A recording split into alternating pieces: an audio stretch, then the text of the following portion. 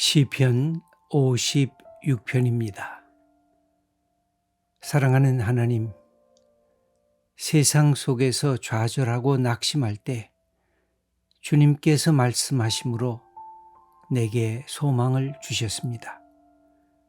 세상의 원수들이 나를 삼키려 했으나 나를 주님의 자녀로 세우시고 나를 눈동자같이 보호하셨습니다. 세상에서는 나그네처럼 살았습니다. 하지만 연약함에 강건함을 주셨고 곤고함의 위로를 주셨으며 고난당할 때 소망을 품게 하셨습니다. 주님이 바로 내 편인 것을 알기에 내가 어찌 사람을 두려워하겠습니까? 나의 생명은 사람에게 달린 것이 아니라 오직 하나님의 손에 달려 있습니다. 아멘. 오늘의 시편 56편은 표제어가 다윗이 사울 왕의 박해를 피했던 그 자리에 그 상황을 설명을 하고 있습니다. 블레셋 지역, 이스라엘 백성들의 원수 지역인 블레셋 가드라고 하는 곳에 일시적인 망명처럼 가게 되는데, 그때 다윗의 이 가드에서 블레셋인들에게 붙잡혀 있었을 때 다윗이 아주 깊은 시름에 빠져 있었던 때에 불렀던 노래라고 기록이 되어 있습니다. 이것은 바울이 한 10년 가까운 세월을 사울 왕에 의해서 끊임없이 쫓김을 당하게 됩니다. 그런데 사울 왕이 이게 쫓김을 당한 이유는 한 가지입니다. 그것은 사울 왕의 시기심 때문이었습니다. 여러분, 시기심이 무섭다는 얘기를 제가 종종 말씀을 통해서 말씀을 드렸는데, 이 시기심이 왜 시기심이 생겼느냐? 사울 왕은 그도 아주 당당한 용사였습니다. 그리고 블레셋 사람들과 싸워서 승리의 기록도 갖고 있었습니다. 그런데 어느 날 다윗이 이 물맷돌 하나로 이 골리앗 이 장군 거인을 무너뜨리면서 돌아오게 되었을 때 놀랍게도 백성들이 노래를 부르기 시작했습니다. 근데 노래 그 한마디가 사울 왕의 평생에 그에게 상처를 줬습니다. 그에게 트라우마처럼 이렇게 붙잡힘을 받게 됐습니다. 그 노래가 뭘까요? 사울이 죽인 자는 천천히요, 다윗은 만만이로다 하는 것이었습니다. 사울이 용사여서 수천 명의 사람을 죽였지만 다윗은 더 큰 용사가 돼서 수만 명의 사람들을 이긴 용사다. 그러니까 뒷부분이 없었으면 사울 왕이 시기심을 안 가졌을 것입니다.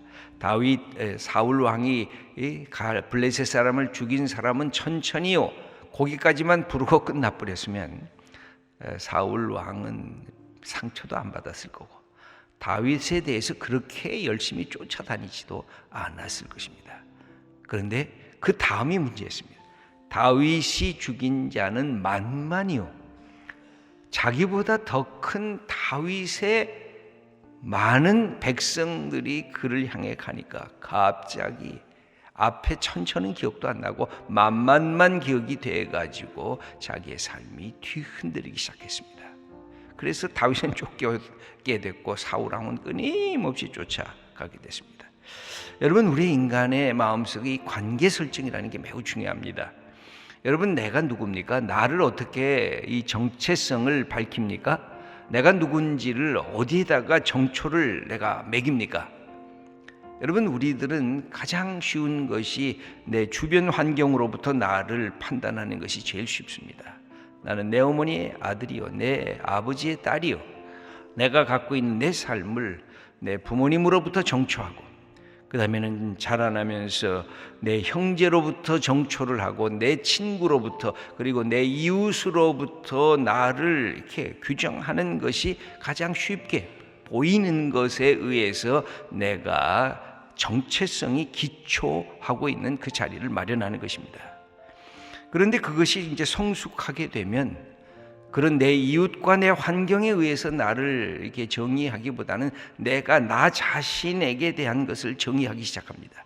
내 생각에 의하면 나는 누구인지, 내 판단에 의하면 내가 누구인지, 내가 공부한 것에 의하면 내가 누구인지, 내가 세상에서 사람과 인간관계를 하면서 내가 누구인지, 내가 어떻게 열심히 수고하고 땀 흘려서 번 내 재산이 나의 정체성이고, 내가 세상에서 열심히 해서 명예를 얻고 직분을 얻은 것이 나의 정체성으로 이렇게 이게 커지게 됩니다.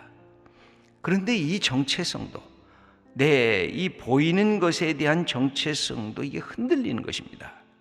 여러분, 흔들리지 않는 나가 없는 것이고 흔들리지 않는 내 환경과 이웃이 없는 것이에요.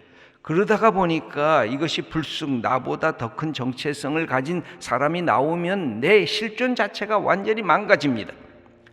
나 혼자 있을 때 내가 모든 것을 갖고 내 직분을 가진, 나보다 더 잘난 사람이 나오거나, 나보다 더 예쁜 사람이 나오거나, 나보다 더 돈 많은 사람이 나오거나, 나보다 더 권력 많은 사람이 등장을 하면 갑자기 내가 초라해지기 시작하는 것입니다. 그게 사울 왕이 가졌던 그것이었어요. 여러분, 왕이 됐는데 왜 초라합니까? 여러분, 왕이잖아요. 여러분, 우리가 갖고 있는 삶에서, 세상에서 이 지도자가 되었을 때 이 컴플렉스가 있으면 이게 어떻게 헤어나오지가 못해요. 자기 속에 트라우마가 있으면 끊임없이 남이 무서워져요. 그리고 남과 비교하게 돼요. 그래서 그것을 통해서 자기의 인생이 자꾸만 뭔가 가졌는데도, 돈이 많은데도, 여러분, 나보다 돈 많은 사람이 있잖아요. 권력이 많은데도 그것 때문에 오히려 자기에게 침이 돼요. 여러분, 우리가 예수 믿는다고 하는 것의 위대함이 뭘까요? 인간에게는 이런 요소가 다 있거든요. 모든 것을 가졌어도 더 갖고 싶고, 나보다 더 잘난 사람과 나보다 더 많은 사람, 나보다 더 강력한 사람이 나오면 갑자기 내 자신이 부끄러워지고, 이제 다 모든 거 다 멀쩡히 갖고 있는데 그래요. 이 인기인도 그래요. 이 연예인들도 인기가 많은데 나보다 더 인기 있는 사람이 갑자기 등장하면 내가 초라해지는 거예요. 이 모든 것이 다른 사람에 의해서, 내가 갖고 있는 소유에 의해서 내가 관장이 되고 내가 확정이 되니까 그게 얼마나 이게 불안해요. 매일매일 내가 얼마나 가졌는가, 내가 사람들에게 인기가 있는가 없는가, 내가 사람들에 의해서 어떻게 판단되는가, 그것에 의해서 내 모든 것이 결정이 된다는 겁니다. 그런데 오늘 다윗을 이렇게 보면 사울 왕은 그랬어요. 다윗의 위대한 점은 다른 것이 아니었어요. 자기도 그것 때문에 흔들렸어요. 그러나 핵심은 나는 하나님과의 관계성 속에서 내 정체성을 내가 발견하고 그 정체성에 내 삶을 기초하리라 하는, 그것이 다윗이 갖고 있었던 위대한 신앙이었어요. 그러니까 웬만한 사람이 나를 칭찬해도 그것에 대해서 으쓱으쓱 대질 않았어요. 웬만한 사람이 나를 비난해도 그것 때문에 코가 석자가 돼서 푹 빠지지 않았어요. 의연하게 내 인생을 한 걸음씩 갈 수가 있었어요.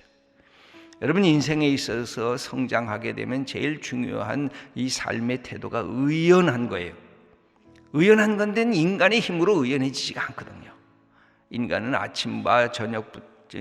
아침부터 이게 발칵발칵 하거든요, 내 속에서. 그런데 하나님과 함께하면 하나님의 주신 마음과 신앙을 갖고 우리가 의연한 사람으로 우리의 삶을 이게 시작을 할 수가 있어요. 그래도 흔들리죠. 여기 오늘 본문을 보면 이 다윗은 자기가 확정한 것이 있어요. 그것은 뭐냐면 하나님과 나와 함께 가고 있다고 하는 것이에요. 여러분, 9절 말씀을 한번 함께 읽겠습니다. 내가 아뢰는 날에 내 원수들이 물러가리니 이것으로 하나님이 내 편이심을 내가 아나이다. 그는 늘 끊임없이 하나님이 내 편이라는 것, 이것이 조금 위험한 부분도 있어요. 하나님이 내 편이다. 아주 자기 어떤 개인적인 확신이 이게 커지면 잘못 길도 갈 수도 있어요. 하나님이 내 편이 아닌 게 아니라 늘 기도는 내가 하나님 편인가를 늘 먼저 생각을 해야 돼요. 하나님이 내 편이라고 하면 이게 잘못하면 나쁜 의미에 있어서 이 간덩이가 커져요. 그러면 그것이 잘못된 길인 줄을 알면서도 하나님이 내 편이라고 우기면서 가는 거거든요. 그것보다 더 큰 것은 사실은 내가 하나님 편에 늘 속해 있는가, 그러면서 하나님이 내 편이시구나, 이 사실을 알게 되는 순간에 모든 것으로부터 이제 자유하게 되는데, 4절 말씀을 한번 읽어보겠습니다. 내가 하나님을 의지하고 그 말씀을 찬송하올지라.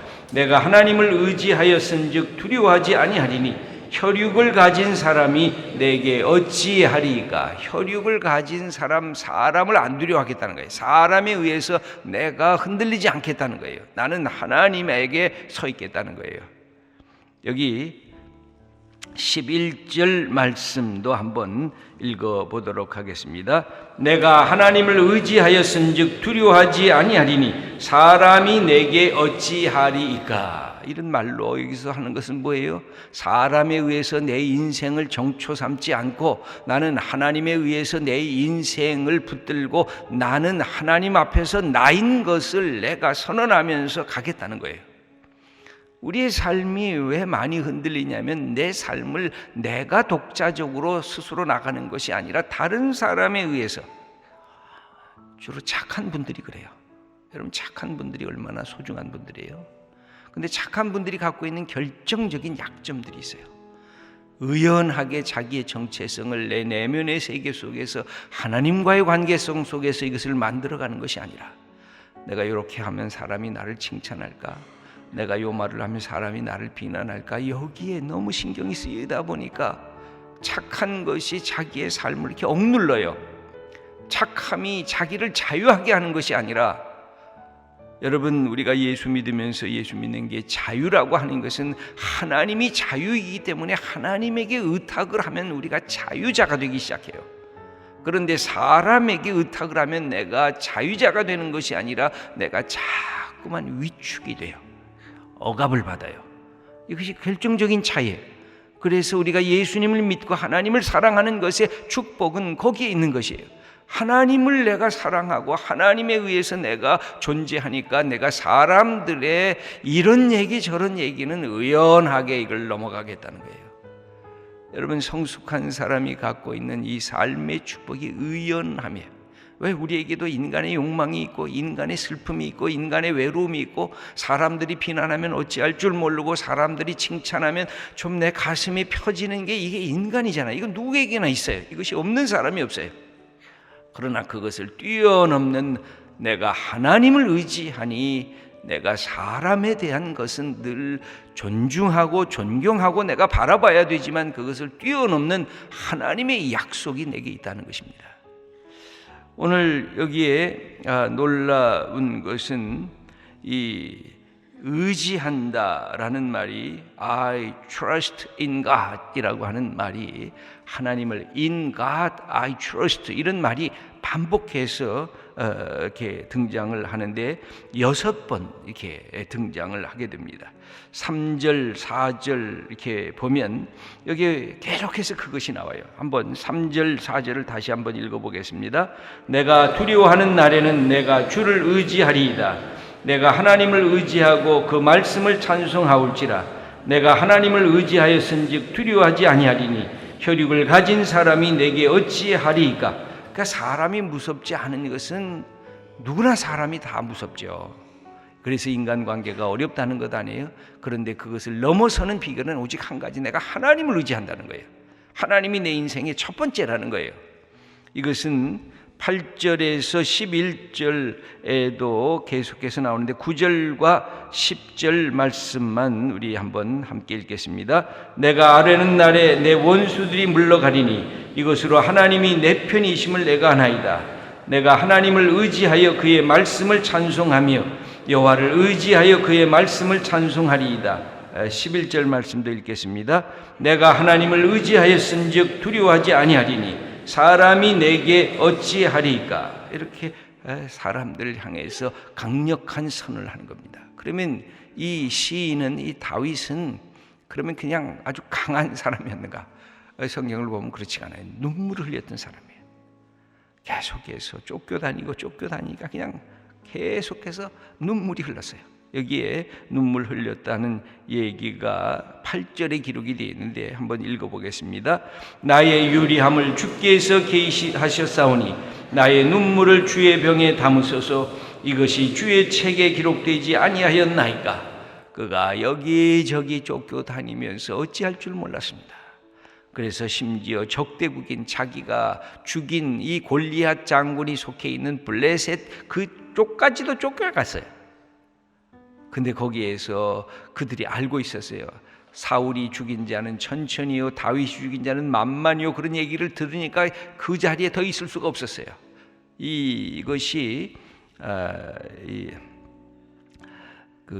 사무엘 상에 21장에 기록이 되어 있는데, 거기 보면 다윗이 살라고, 여러분 다윗이 참 거기에서 자기 목숨을 이렇게 살라고 어떻게 했냐면 미친 짓을 했어요. 그냥 대문에다가 막 벅벅 걷고 막 그러고 수염에 침을 질질 흘렸어요. 그러면서 허튼 소리를 막 했어요. 그러니까 그 가드 왕이 야야 저놈이 그렇게 뭐 만만을 죽인 그렇게 위대한 이제 다윗이냐? 저 보니까 좀 미쳤네 하고서 이 다윗을 없애지 않도록 그 다윗이 미친 짓까지 했어요. 이 다윗이 경험했던 그 사건들을 이렇게 하나하나 보면 아주 놀라울 정도예요. 얼마나 힘들게 그 10년의 세월을 고통스럽게 지냈는지 몰라요. 그때 그가 한 가지는 내가 하나님을 의지하리다. 내가 하나님께 나아가리다 하고 하면서 여기 보면 이 12절 13절에 이제 찬양을 하나님 앞에 하게 되는데 함께 읽겠습니다. 하나님이여 내가 주께 소원함이 있사온즉 내가 감사제를 주께 드리리니 주께서 내 생명을 사망에서 건지셨습니다. 주께서 나로 하나님 앞 생명의 빛에 다니게 하시려고 실족하지 아니하게 하지 아니하셨나이까. 내가 하나님 앞에 감사의 제물을 드리겠다는 겁니다. 감사제를 드리겠다는 것입니다. 내가 하나님 앞에 약속한 것을 지키려고, 내가 하나님만을 의지하고 이 세상에 부딪히는 이 어려움을 이겨나가려고 내가 오직 하나님에게만 내 모든 소망을 뒀습니다.